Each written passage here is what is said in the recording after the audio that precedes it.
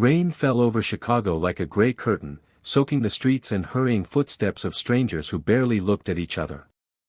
Cars sped past, umbrellas bobbed and weaved through crosswalks, and people muttered into phones or watched the wet ground as if it held answers.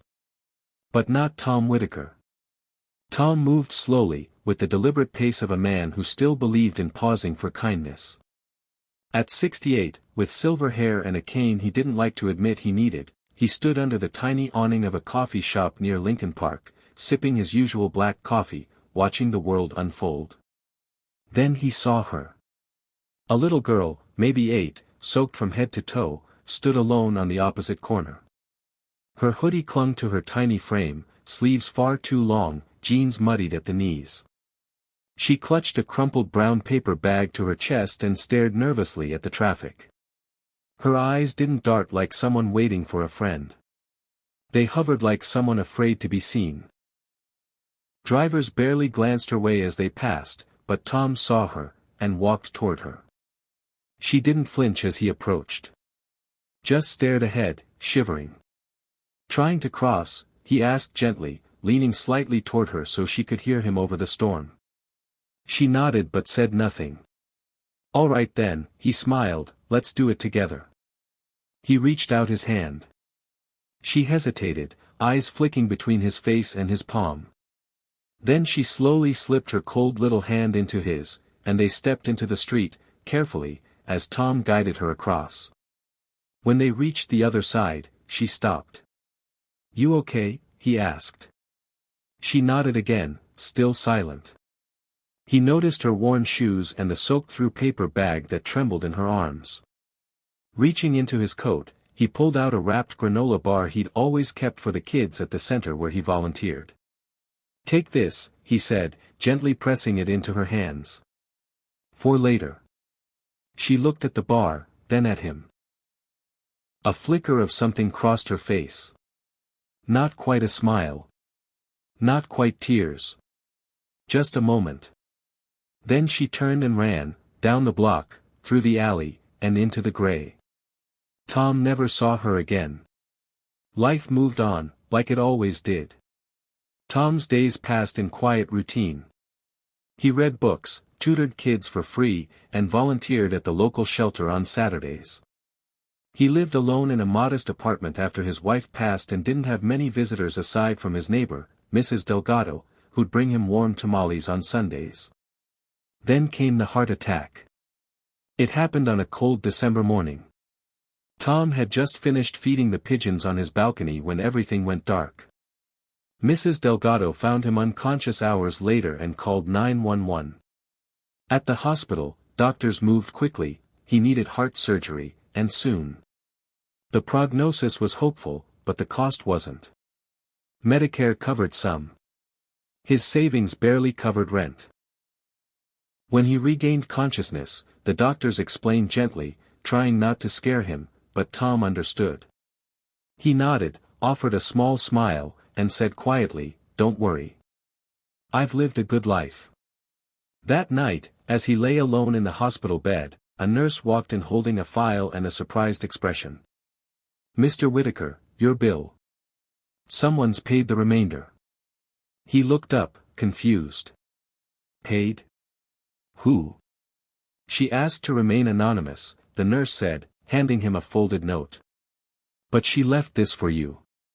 Tom unfolded the paper with trembling fingers. It read, "You helped me cross the street when no one else saw me. That moment changed everything. I never forgot your face. Thank you for saving me that day. Let me return the favor, even if it's just a little. Sincerely, the little girl with the paper bag."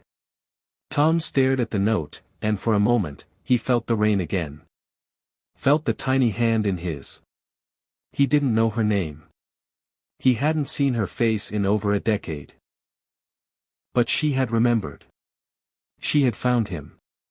In the weeks that followed, his health improved. The surgery had gone well.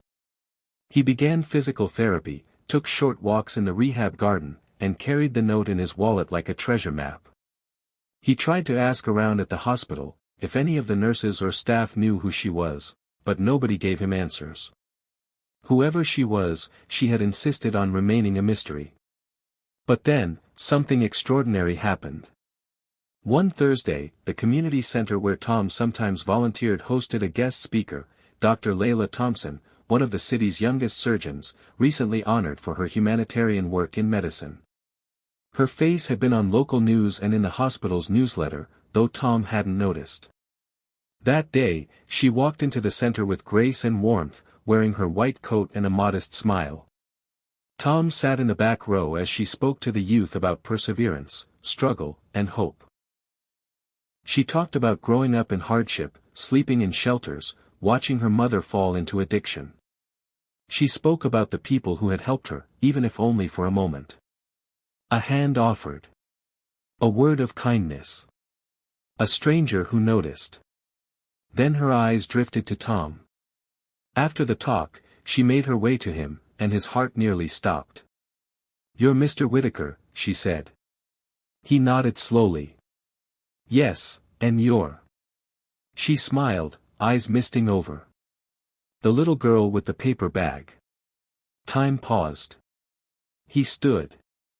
She reached into her purse and pulled out a small brown bag, not with food, but with a memory.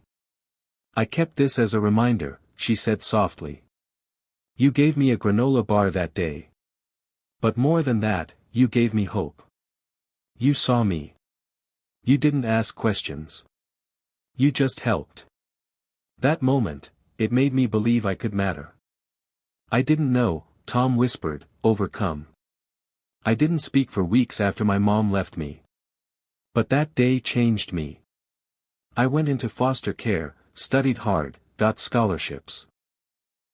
I became a doctor because I wanted to be like the person who helped a stranger without needing anything back." He didn't say anything. He couldn't. She hugged him gently, and tears slipped from his eyes. From that moment on, she became a part of his life. Weekly visits. Phone calls. Holidays spent together. He became like a father to her, and she, like a daughter he never knew he had. The story spread through the city, picked up by local media, then national. "Surgeon pays hospital bills of man who once helped her when she was homeless," became a headline. The hospital shared it as part of a kindness campaign. But to Tom and Layla, it was never about attention. It was simply about love returning home.